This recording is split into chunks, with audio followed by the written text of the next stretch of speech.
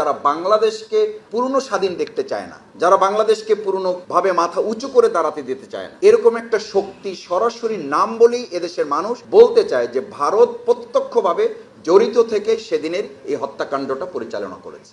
আসসালামু আলাইকুম ওয়া রাহমাতুল্লাহি ওয়া বারাকাতুহু।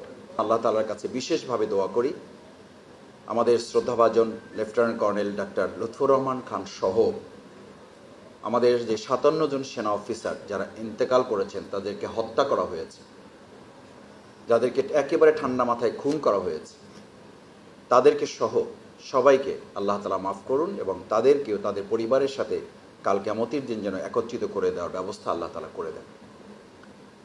দ্বিতীয় কথা হচ্ছে, সুধীমণ্ডলী, আপনারা লম্বা বক্তব্য শুনেছেন, প্রধান অতিথি সহ অন্যান্য বিশেষ অতিথিবৃন্দ বক্তব্য রাখবেন। আমি একেবারে ছোট করে 3টি কথা বলে আমার বক্তব্য শেষ করব।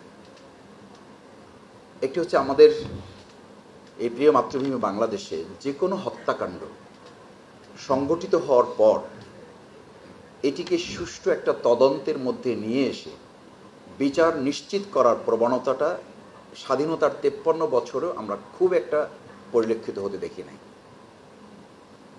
যে কোনো কারণে এটা দীর্ঘসূত্রিতায় ফেলে দিয়ে এটাকে একটা বিতর্কিতের মধ্যে একটা প্রশ্ন মানে জর্জরিত করা, যে যার জায়গা থেকে একটা কথা বলে দেয়া এবং পরবর্তীতে এই বিচারটা আর না হওয়ার প্রক্রিয়ার মধ্যে ফেলে দেওয়াটা আমাদের বাংলাদেশের জন্য একটা দুর্ভাগ্যজনক স্থায়ী অধ্যায় পরিণত হয়েছে।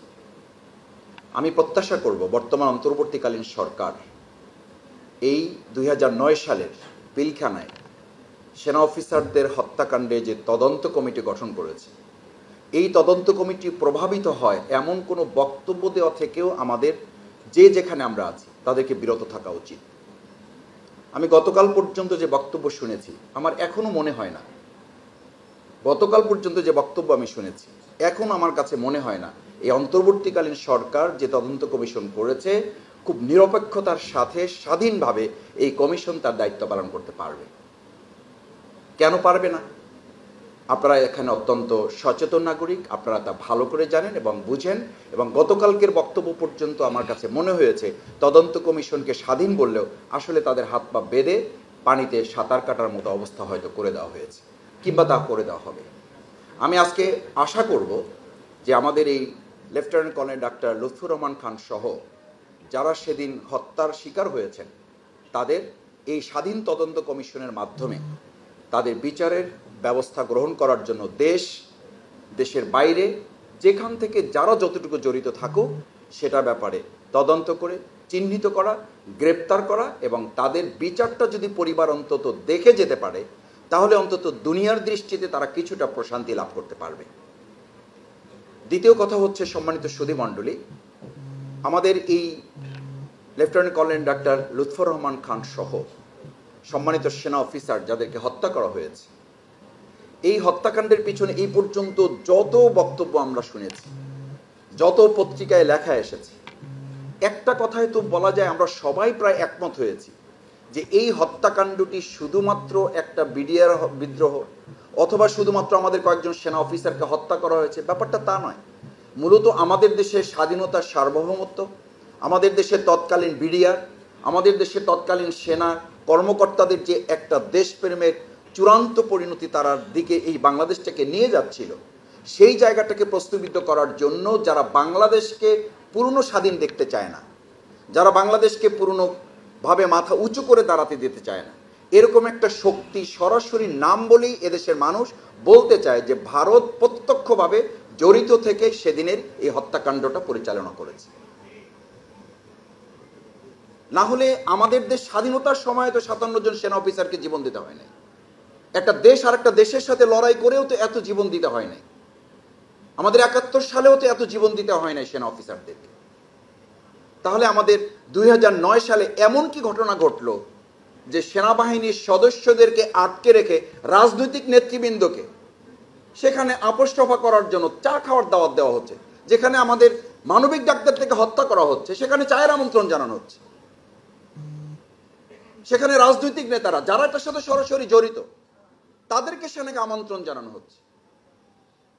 এটার অর্থ হলো এই যে আমরা সেদিন এটা প্রত্যক্ষ করেছি যে আমাদের সেনা অফিসারদেরকে সুরক্ষা দেওয়ার জন্য সরকার এবং সেনাবাহিনী মাঝখানে এমন একটা দেয়াল তৈরি করা হয়েছে যে সেনাবাহিনী তার এই ভাইদেরকে, তার এই সহযোদ্ধাদেরকে, তার এই সহকর্মীদেরকে বাঁচানোর জন্য তাদেরকে আসলে আদৌ কোনো উদ্যোগ নিতে দেওয়া হয়েছে কিনা সেটাও আমাদের খুঁজে বের করা প্রয়োজন। নাহলে সেনাবাহিনী একটা দেশকে রক্ষা করতে পারে, সেনাবাহিনী তাদের 57 জন অফিসারকে রক্ষা করতে পারবে না। সেনাবাহিনী একটা পিলখানার একটা দরবারকে তারা রক্ষা করতে পারবে না।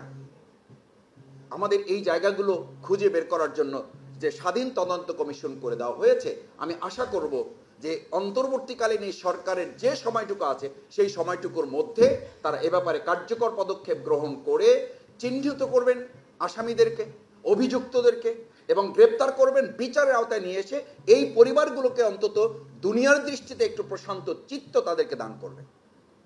চতুর্থ এবং শেষ কথা হচ্ছে, সম্মানিত সুধীমণ্ডলী, আমরা যে মাতৃভূমি বাংলাদেশ পেয়েছি, এই সুন্দর মাতৃভূমি বাংলাদেশের পিছনে আমাদের আজকে লক্ষ্যটা কি?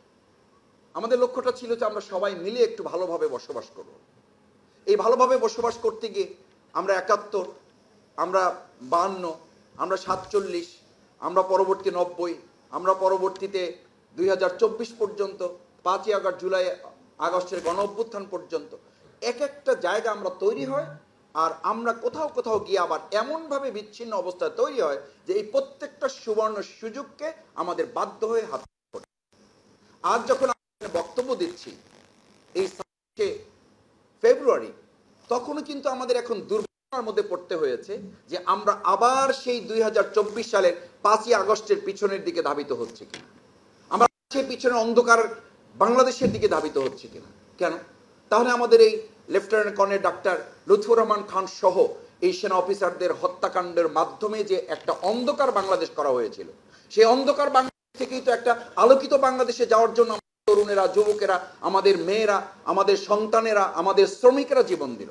তাহলে সেই বাংলাদেশটাকে বিনির্মাণের জন্য আজকে lieutenant colonel doctor Lutfur Rahman Khan স্মারক বক্তৃতার এই প্রোগ্রাম থেকে যদি আমরা অন্তত এই সিদ্ধান্তটা এখান থেকে নিয়ে যেতে পারি, আজকের এই বাংলাদেশ অ্যাসোসিয়েশন অফ সাইকিয়াট্রিস্ট যদি আমরা এইটুকু কাজ করতে পারি যে না, আমরা যে যেখানে আছি বাংলাদেশের প্রশ্নে আমরা এক থাকব।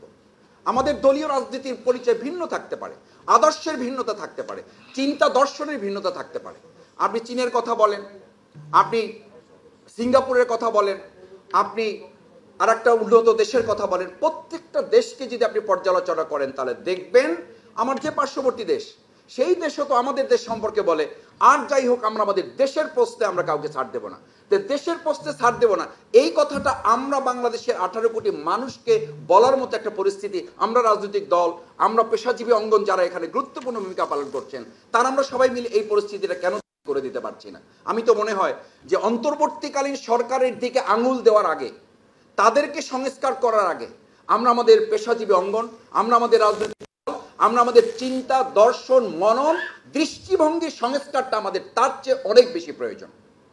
এই প্রয়োজন পূরণ করতে না পারলে কোন একটা সরকারকে দিয়ে, কোন একটা দলকে দিয়ে, কোন একটা গভর্নমেন্টকে দিয়ে আপনি বাংলাদেশের এই যে 53 বছরের বিরাট এক কালো অধ্যায় আমাদের রচনা হয়ে গেছে, সেই জায়গা থেকে আমরা বের হতে পারবো না। আসুন সুধীমণ্ডলী, আমরা সবাই মিলে আজকে পেশাজীবী অঙ্গনের গুরুত্বপূর্ণ একটা বিভাগ এখানে আপনারা আছেন, আপনারা সবাই মিলে যদি একটা চিন্তা রাজ্য তৈরি করতে পারেন, আমি বিশ্বাস করি আমাদের দেশের 18 কোটি মানুষ আপনাদের সেই চিন্তা, দর্শন, পরিকল্পনা যদি আমাদের দেশকে ধারণ করা হয়, তাহলে আপনাদেরকে তারা ধারণ করবে। আর আপনারা তখন দেশকে ধারণ করার দিকে একটা পাইওনিয়ারশিপ নিয়ে অগ্রপথিকের ভূমিকা পালন করতে পারবেন। সেটাই হবে lieutenant colonel doctor Lutfur Rahman খানের প্রতি আমাদের সবচেয়ে বড় সম্মান, শ্রদ্ধা, এবং তার এটা হবে দুনিয়ার জীবনদানের সবচেয়ে বড় প্রাপ্তি। সেটা যদি দিতে পারি তাহলে আজকের এই প্রোগ্রাম সফল এবং সার্থক হবে, সেই প্রত্যাশা ব্যক্ত করে আপনাদের সবাইকে ধন্যবাদ এবং কৃতজ্ঞতা জানিয়ে আমি আমার কথা শেষ করছি। আসসালামু আলাইকুম ওয়া রাহমাতুল্লাহি ওয়া বারাকাতুহু।